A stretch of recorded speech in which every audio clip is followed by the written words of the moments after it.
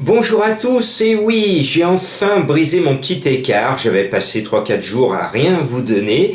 Eh bien, le signe indien est conjuré et on a vu la tête du caissier très facilement ce lundi. Le quintet en 5 chevaux seulement, le tiercé dans l'ordre, mon coup de cœur. Donc tout va bien, on commence bien cette semaine. Eh bien, j'espère que dans la foulée, pour Clairefontaine, ouvrez bien vos cahiers, on va trouver la bonne solution. Alors là, c'est de nouveau les galopeurs. Vous le savez, nos amis galopeurs nous réservent souvent des surprises, mais j'ai bon espoir quand même de rebondir sur ce bon résultat.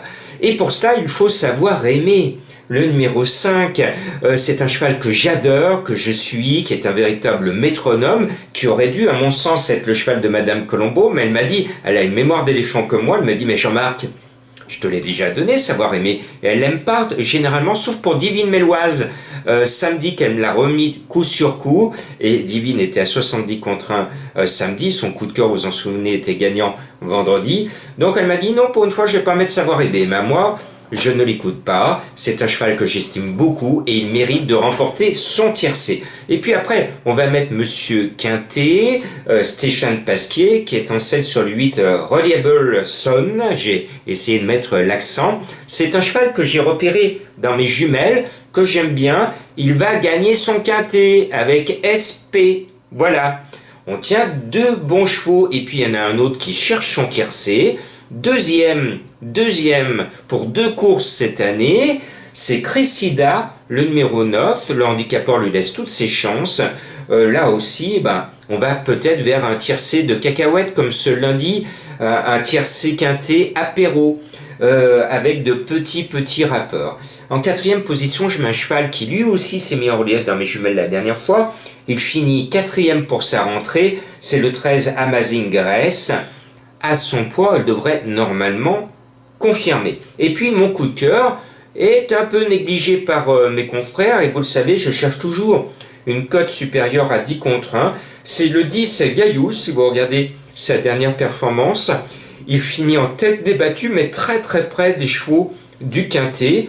Donc la logique voudrait qu'il se retrouve cette fois dans les 5.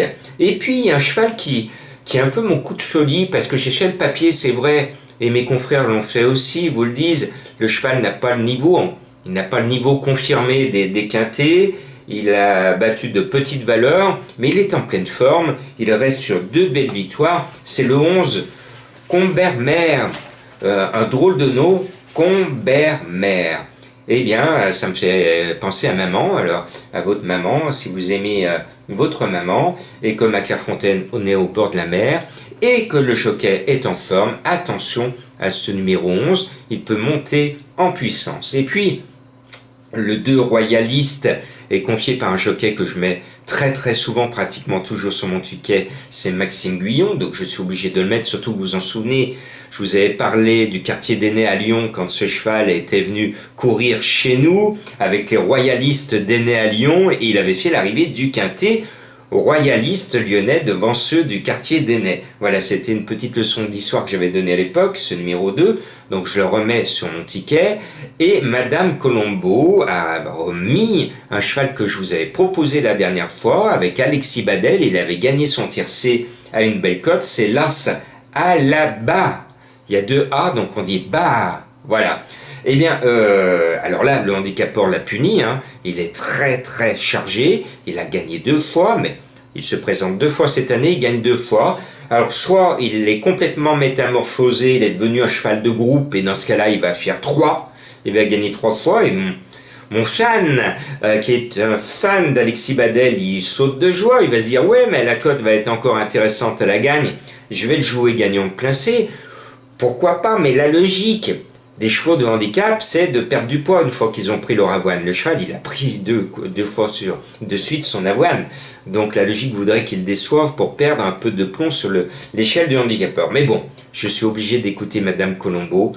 Son cheval de ce lundi, cet Oscar, il court toujours. Donc, mais bon, on va pas lui reprocher. La semaine dernière, pratiquement tous ces tocards ont été à l'arrivée. Voilà, vous savez tout pour votre quintet de Clairefontaine.